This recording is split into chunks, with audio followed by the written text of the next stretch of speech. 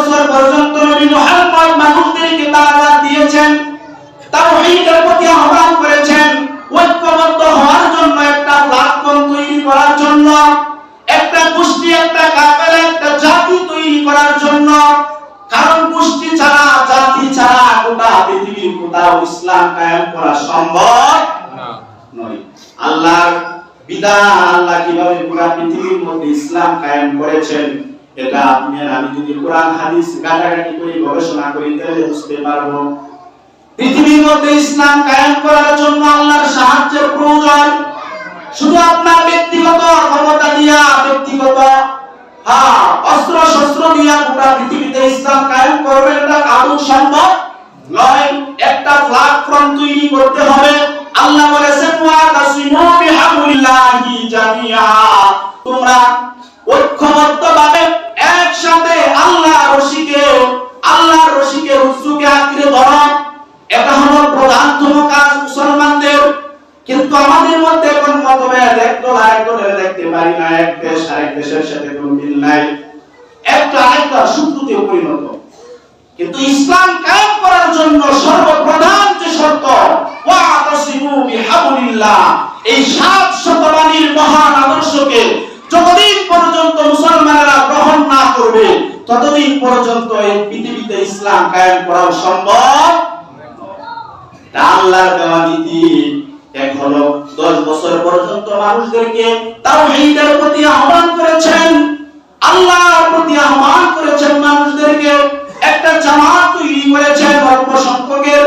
সেই জামাতটা যখন ধীরে ধীরে বড় হতে লাগলো, কাফেররা দেখলো যেভাবে মানুষ ইসলাম ধর্ম গ্রহণ করতেছে, এমন একটা পর্যায়ে আসবে মুসলমানদের সংখ্যা যখন মক্কায় বেড়ে যাবে, তখন আমরা আর মুস্তারি করতে পারবো না। এখন তারা গোপনে পরামর্শ করে সিদ্ধান্ত উপনীত হয়েছে, কোন ব্যক্তি যদি মুহাম্মদের গর্দানটা, কল্লাটা কেউ এনে দিতে পারে, তাকে 1000 উট পুরস্কার দেওয়া হবে। বলেন নাউযুবিল্লাহ। আল্লাহ বলেন ইউরিদুনা লিইউতফিউ নূরাল্লাহ, আল্লাহ তাআলা যেই প্রদীপকে, যেই বাতিকে গোটা পৃথিবীর বুকে প্রজ্বলিত করতে চান, সেই বাতিকে নিভিয়ে দেওয়ার ক্ষমতা পৃথিবীর কারো আছে? আল্লাহ বলেন ওয়া আল্লাহ ইল্লা ইউতিম্মা নূরাহু ওয়ালাউ কারিহাল কাফিরুন। যদিও কাফেররা পছন্দ করে যে গোটা পৃথিবীর মধ্যে ইসলাম কায়েম হোক, ইসলামের প্রচার প্রসার হোক, মুসলমানদের ক্ষমতা আসুক, যদিও কাফেররা এটা অপছন্দ করে, কিন্তু আল্লাহ তাআলা মুসলমানদেরকে সেই বাতি দিয়া গোটা পৃথিবীর মধ্যে ইসলামকে প্রজ্বলিত করে দিয়েছেন। সুবহানাল্লাহ। তাহলে 10 বছর পর্যন্ত তাওহীদের প্রতি মানুষকে উদ্বুদ্ধ করেছেন। ওয়াতাসিমু বিহাবলিল্লাহি জামিআ, মহাগ্রন্থ 7 শতবাণীর দিকে মানুষদেরকে আহ্বান করেছেন, তোমরা ঐক্যবদ্ধ হও, একটা প্ল্যাটফর্মে তৈরি হও, সবাই ঐক্যবদ্ধ হও। ঐক্যবদ্ধ হওয়ার পরে কাফেররা চক্রান্ত করে মুহাম্মদকে দুনিয়া থেকে সরিয়ে দিতে চায়, কিন্তু আল্লাহ তাআলা মুহাম্মদকে দুনিয়াতে সরাতে চান না। মুহাম্মদের মাধ্যমে গোটা পৃথিবীর বুকে ইসলাম আল্লাহ কায়েম করবেন। আল্লাহ তাআলা জিবরাইল আমিনের মাধ্যমে জানায় দিলেন, নবী এখন আর মক্কায় থাকা আপনার জন্য সুনিশ্চিত নয়, আপনি হিজরত করে মদিনায় চলে যান। নবী মুহাম্মদ রাতের আঁধারে আবু বকরকে সঙ্গে নিয়ে হিজরত করে মদিনায় চলে গেলেন। মদিনায় যাওয়ার পরে আল্লাহ তাআলা অল্প দিনের ভিতরে একটা জামাত তৈরি হয়ে গেল।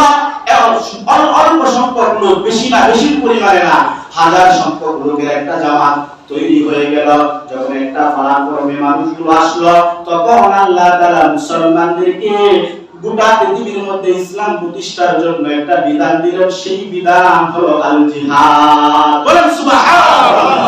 এই জিহাদ করার জন্য বদরের প্রান্তরে মাত্র 313 জন, হাজারও নয়, মাত্র 313 জন মরদে মুজাহিদ উপস্থিত, যুদ্ধ করবে পৃথিবীর কুফফার শক্তির বিরুদ্ধে, কুফফার শক্তির মোকাবেলা করার জন্য। নবী মুহাম্মদ জানেন 1000-এর সশস্ত্র বাহিনীর মোকাবেলা এই 300 জন কখনো করতে পারবে না। আল্লাহর গায়বী মদদ ছাড়া, সাহায্য ছাড়া কুদরতি পায়ে সিজদায় উঠে পড়লেন, আল্লাহর কাছে চাইলেন, আল্লাহ আপনি সাহায্য করেন। প্রথমে আল্লাহ বলেন আমি 1000 ফেরেশতা দিয়ে সাহায্য করব। এরপরে নবী দোয়া করতে না, নবী দোয়া করতে আছেন।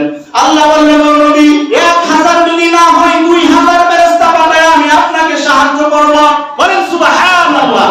2000 এর যদি না হয় আমি আপনাকে 3000 ফেরেশতা পাঠায় সাহায্য করব। কোরআনের মধ্যে আছে সূরা আল ইমরানের ঘটনা, বদরের প্রান্তরে কি ঘটনা ঘটেছিল আল্লাহ তাআলা এই ঘটনা কোরআনের মধ্যে বর্ণনা করে দিয়েছেন।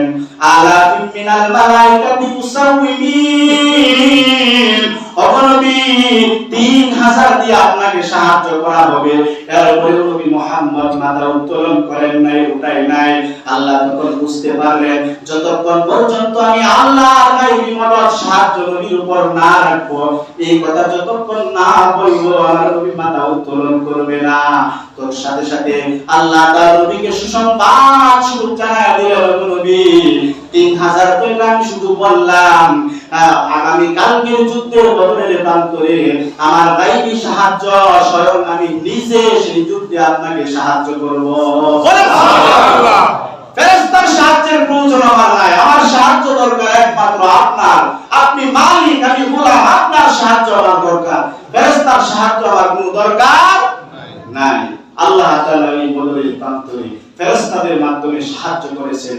আল্লাহ তাআলা নিজ কুদরতিভাবে গায়বী সাহায্য দিয়ে মুসলমানদেরকে বিজয় দান করেছেন। এই গোটা পৃথিবীর মধ্যে ইসলাম কায়েম হওয়ার সর্বপ্রধান যুদ্ধ হয়েছে বদরের প্রান্তরে, সেখানেও আল্লাহর গায়বী সাহায্য ছিল কিনা বলেন? ছিল। এই গায়বী সাহায্য পাওয়ার মতো ব্যক্তি লোক তৈরি হতে হবে, এদের মাধ্যমে গোটা পৃথিবীতে ইসলাম কায়েম হবে। এজন্য আমরা সবাই সর্বদাই এই দোয়া করব, আল্লাহ এই জমিনে, এই দিনে, এই পৃথিবীর মধ্যে আপনি কোরআনের আইন শাসন কায়েমের যে প্রক্রিয়া, যে ব্যবস্থা সেটা আপনি তৈরি করে দেন। এই দোয়া সর্বদাই করবেন, আল্লাহর কাছে সর্বদাই করবেন।